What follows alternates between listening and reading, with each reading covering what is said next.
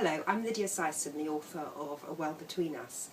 And before we go any further, I want you to imagine something happening to shift your view of the world so drastically that you're prepared to give up everything you know. You're prepared to leave your family, run away to another country where you don't even speak the language, where you're so passionate about this cause that you'll give everything for it, even your blood.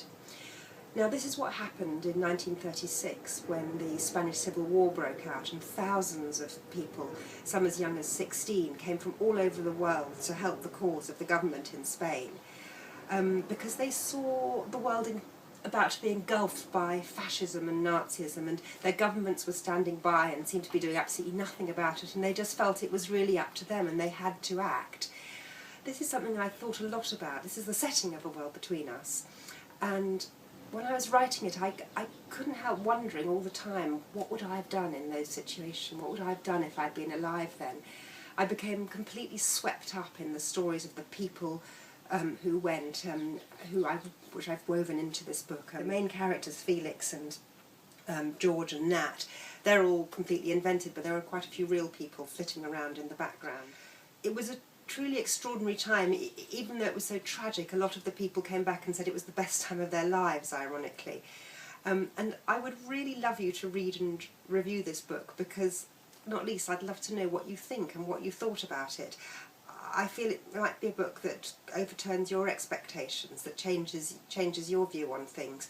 Perhaps you didn't think that politics could possibly be romantic. Perhaps you thought historical novels might be boring.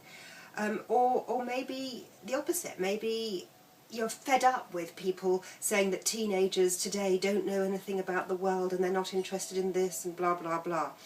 Anyway, the great thing about the Guardian Children's Fiction Prize is that it has this fantastic competition running alongside it, and the more books on the long list you can review, the better.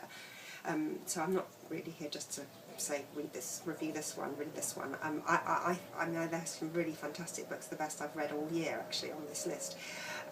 So do get reading and writing as much as you possibly can. But obviously I'm personally really interested to know what you think of this. I'd love to know which characters you identified with most. I'd love to know what you thought of the maps and the cover, whether it made you happy or sad or angry. Anyway, do get reading and reviewing. I really can't wait to see what you think.